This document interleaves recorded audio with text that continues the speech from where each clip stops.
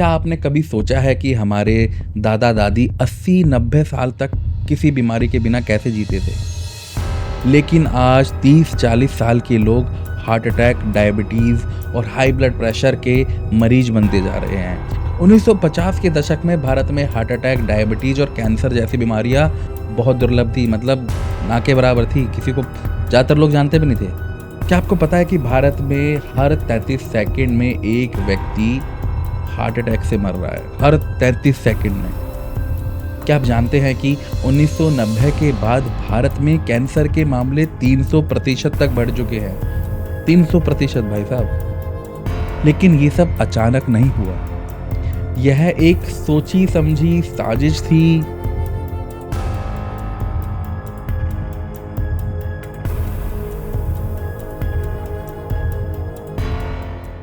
ये कहानी एक आम भारतीय परिवार की है।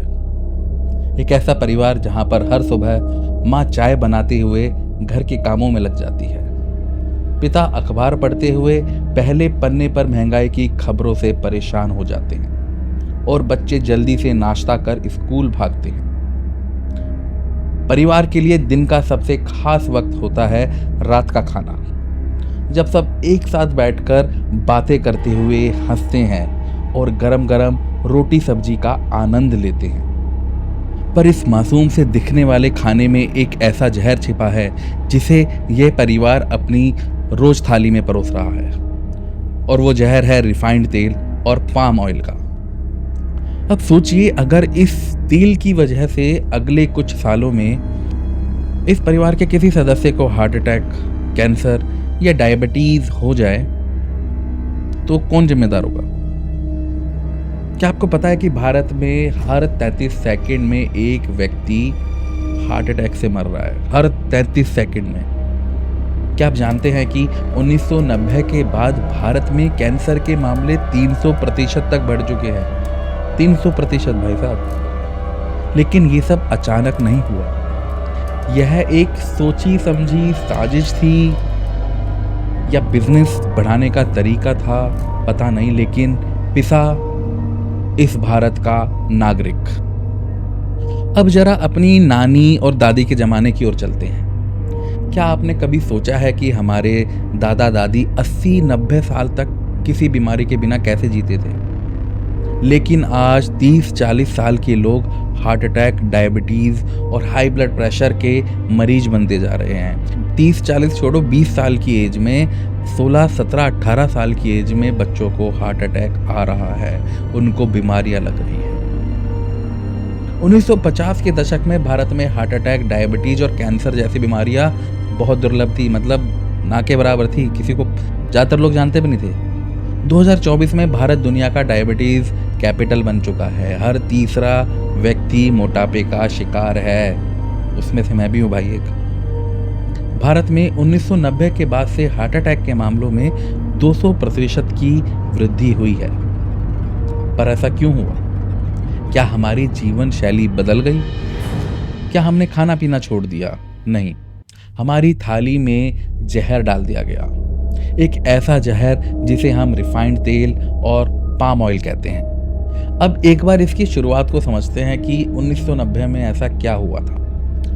1991 में भारत में आर्थिक उदारीकरण हुआ और इसके साथ ही विदेशी कंपनियां भारत में घुस आई। इन्होंने सबसे पहले हमला किया हमारी थाली पर, क्योंकि सब जानते हैं कि भाई भारतीय लोगों को खाना सबसे ज़्यादा पसंद है, और यहाँ का खाना भी एकदम मतलब पूरी दुनिया में प्रसिद्ध है।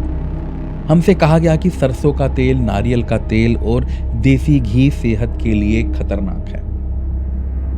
लेकिन असलियत यह थी कि हमारे तेल पूर्वजों को ताकत और लंबी उम्र देते थे। धीरे धीरे भारतीय बाजार में रिफाइंड तेल, वनस्पति घी और पाम ऑयल की बाढ़ आ गई। अब ये सवाल है, ये रिफाइंड तेल आखिर बनते कैसे हैं? रिफाइंड तेल बनाने की प्रक्रिया में तेल के बीजों को 220 डिग्री सेल्सियस तक गर्म किया जाता है। फिर इन बीजों से तेल निकालने के लिए हानिकारक केमिकल और ब्लीचिंग एजेंट्स का उपयोग किया जाता है।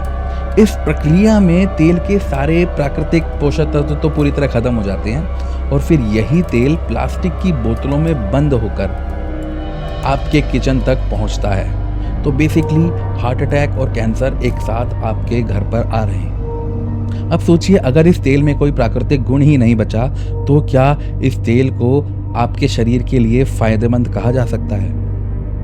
लेकिन खेल यहीं खत्म नहीं हुआ, खेल अभी शुरू हुआ था। एक टाइम जहां पर सरसों का तेल, नारियल का तेल इत्यादि तेल खाए जाते थे, वहां पर भारत सबसे बड़ा पाम ऑयल का आयातक बन गया। आज हमारे बिस्किट, नमकीन, चिप्स, नूडल्स, जितने भी बाहर के प्रोडक्ट्स हैं, सब में मोस्टली पाम ऑयल ही यूज होता है। लेकिन भारत का ये तेल नहीं है, ये हमें जबरदस्ती थोपा गया है। 1990 के दशक में वर्ल्ड बैंक और WHO ने भारत सरकार पर दबाव डाला कि पाम ऑयल को सस्ते विकल्प के रूप में अपनाएं। 1994 में भारत सरकार ने पाम ऑयल पर टैक्स कम कर दिया और देखते ही देखते भारत में इसकी बाढ़ आ गई। लेकिन क्या आपको पता है कि पाम ऑयल को इंडस्ट्रियल लुब्रिकेट के रूप में इस्तेमाल किया जाता था? सोचिए आप, उसे हम खा रहे और फिर वही तेल हमने अपने बच्चों को खिलाया भाई। तो यह कारण था हमारी हेल्थ का खराब होने का। अब बात करते हैं कि हेल्दी ऑप्शंस क्या थे हमारे पास। हमारे पास शुरू से थे और अभी भी हैं, लेकिन हम उनको निगलेक्ट करते हैं।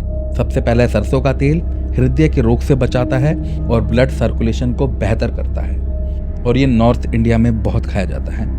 नारियल का तेल साउथ इंडिया में अच्छे से खाया जाता है, जो मस्तिष्क को तेज करता है और वेट लॉस में भी बहुत अच्छा होता है। मूंगफली के तेल को हड्डियां मजबूत करने और पाचन शक्ति के लिए अच्छा यूज बताया जाता है। देसी घी शरीर के लिए अमृत, आयुर्वेद में सबसे श्रेष्ठ माना गया है।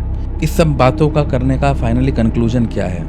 क्या आप विदेशी कंपनियों के झूठे प्रचार में फंसकर अपनी सेहत से खिलवाड़ करेंगे, या फिर आप अपने पूर्वजों की तरह देसी तेलों की ओर लौटकर एक स्वस्थ जीवन जिएंगे?